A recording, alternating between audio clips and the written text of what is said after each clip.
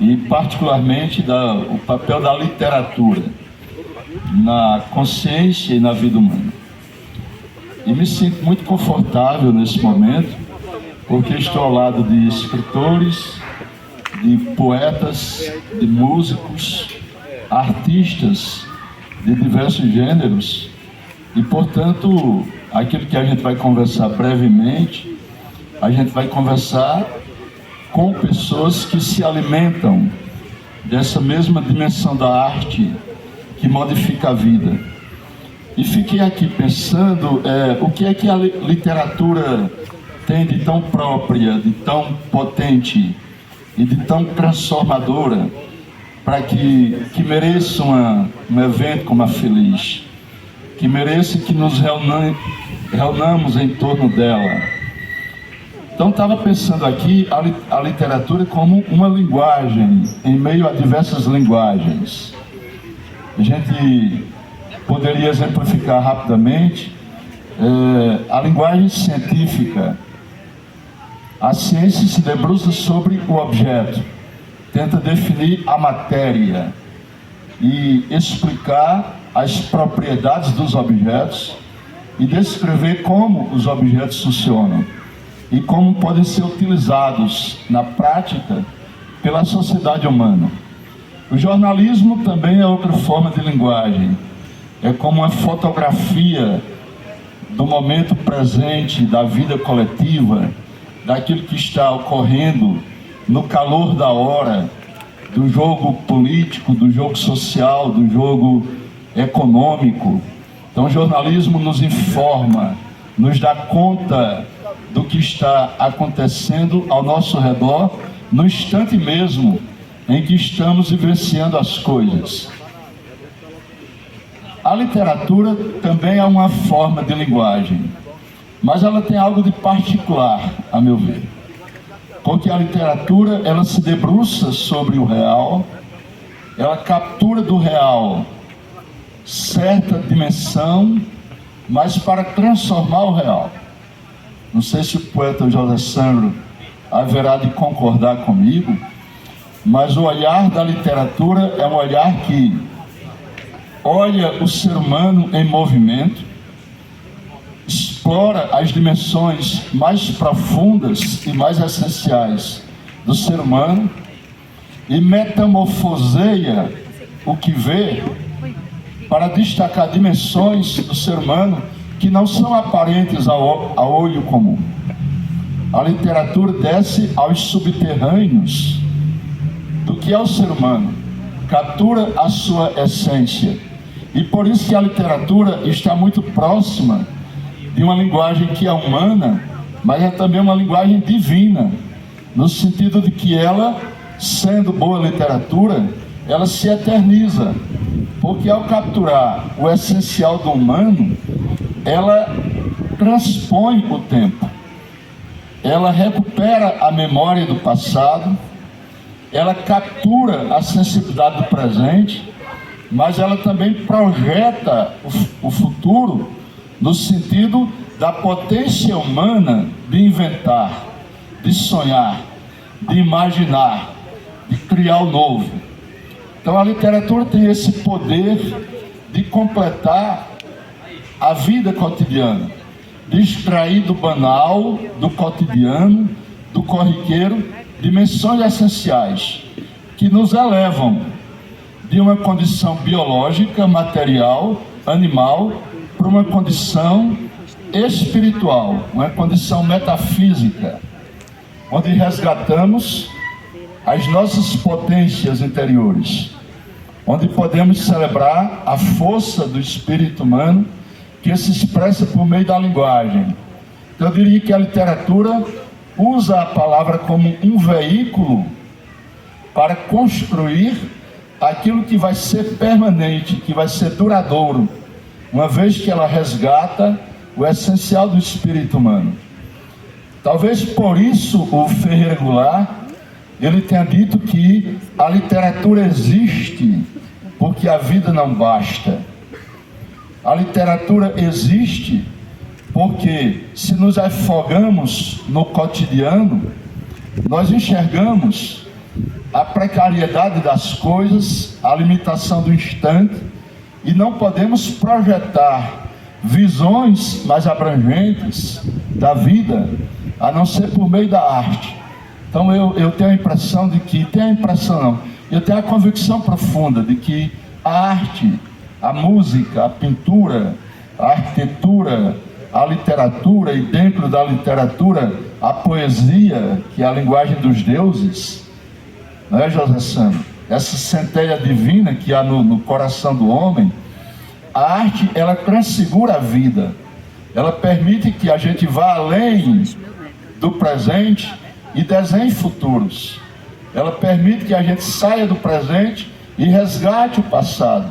E nesse passado a gente resgate o melhor que a humanidade pôde produzir, em termos de criação, em termos de utopia, em termos de sonho, em termos de potência imaginativa, em termos de beleza. A arte produz beleza, a música produz beleza, a literatura produz beleza. E o que é a beleza? É você olhar para algo que parece comum e extrair desse algo um elemento diferenciado que te permite ver, para além da aparência das coisas, o que é essencial.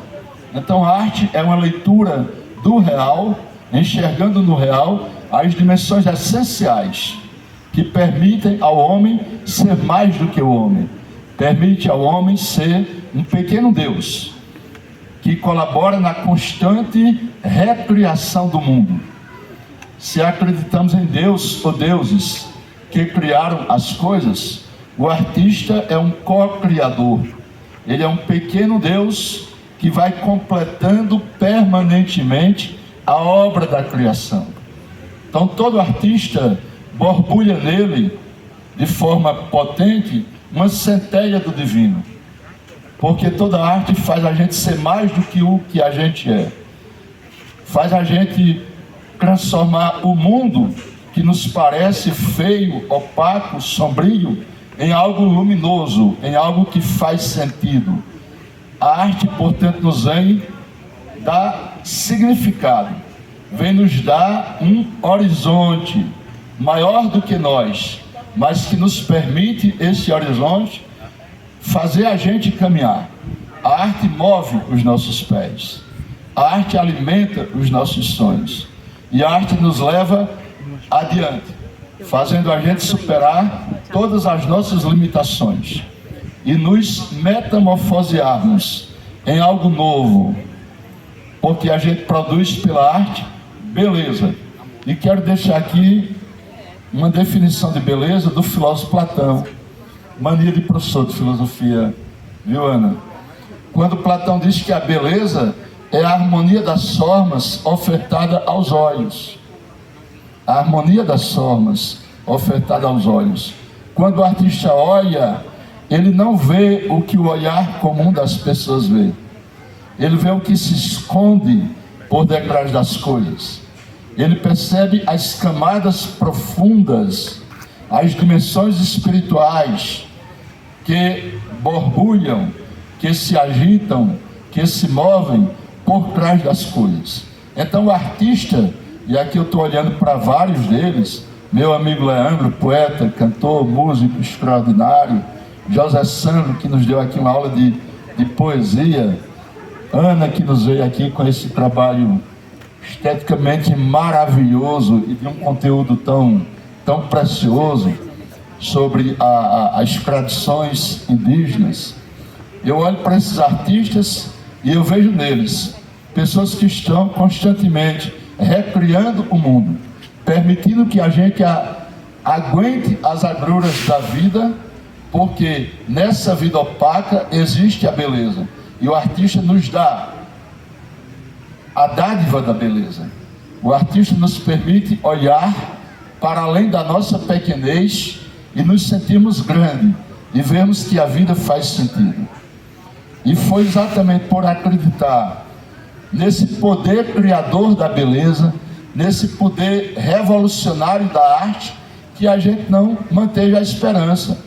Olha que estamos mergulhados no inferno de Dante desde 2016, quando houve um golpe. E em 2018, esse inferno de Dante esquentou ainda mais os caldeirões do inferno, e aí a cultura foi reprimida, a arte foi silenciada, a voz do artista foi calada. O que se permitia era aquela arte fútil que se torna uma mercadoria do mercado capitalista, um produto a ser vendido em prateleira de supermercado.